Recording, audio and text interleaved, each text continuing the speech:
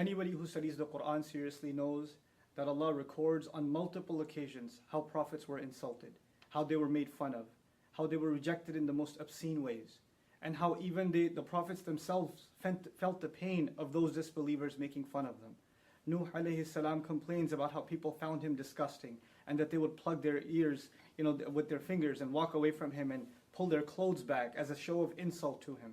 And our Prophet is no exception, sallallahu alayhi wasallam.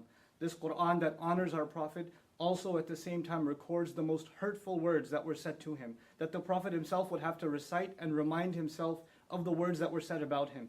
Sahir, magician, majnoon, insane, kadhab, a perpetual liar. So many accusations are made against our Prophet sallallahu alaihi wasallam, and they're all recorded in the Quran. Allah wants us to remember that this is a fact, that all prophets, though they are the most noble of Allah's creation, and that Allah Himself has honored them, at the same time are people that will face the worst kinds of insults and the worst kinds of ridicule. But what is supposed to be the reaction?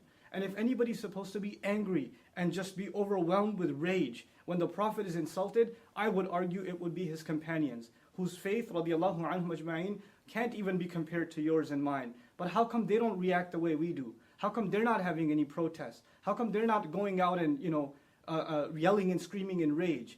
Because they understand that the Quran didn't just come to give them a love for their Prophet, but also to guide that love, and to also teach them how to respond to these kinds of insults. How is it that we don't know that the Prophet himself is told, sallallahu alaihi wasallam, "Wasbir ala ma yaqulun." Be patient over whatever they say. I'm fascinated by this ayah because the word ma means whatever.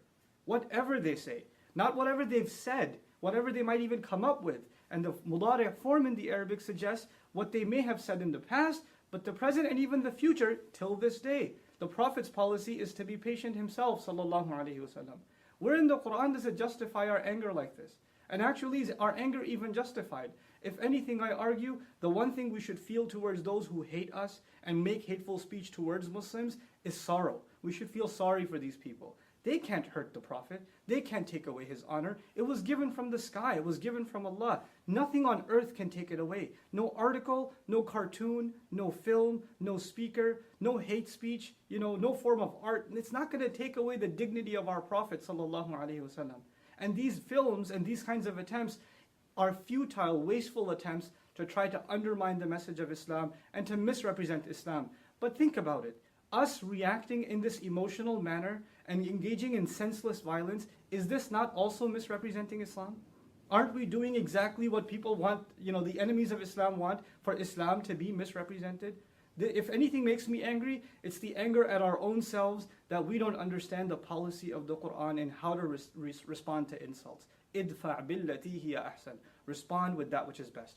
Finally, I want to share with you guys, some people think that this was an early policy in Islam, that in the Meccan time of the Prophet, that he was supposed to be passive. But when the Prophet migrated and battles began like Badr and Uhud and Ahzab and Tabuk, etc., now the policy was not to be patient, and therefore we should take that. Let's look at Ali Imran, the battle of Uhud. What does Allah say to us? وَلَا تَسْمَعُنَّ مِنَ الَّذِينَ أُوتُوا الْكِتَابَ مِنْ قَبْلِكُمْ وَمِنَ الَّذِينَ أَشْرَكُوا أَذًى كَثِيرًا.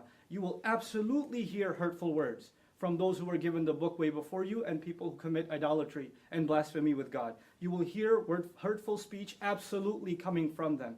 These kinds of things are a manifestation, a proof that Allah prepared us mentally for that. But what was supposed to be our reaction, God Himself tells us, Allah Himself tells us, وَلَا إِن تَصْبِرُوا وَتَتَّقُوا فَإِنَّ ذَلِكَ مِنْ عَزْمِ الْأُمُورِ. If you can be patient and you can maintain your consciousness of Allah, then that is the most noble of deeds, the highest of accomplishments that you can accomplish. That is supposed to be the reaction of the Muslim.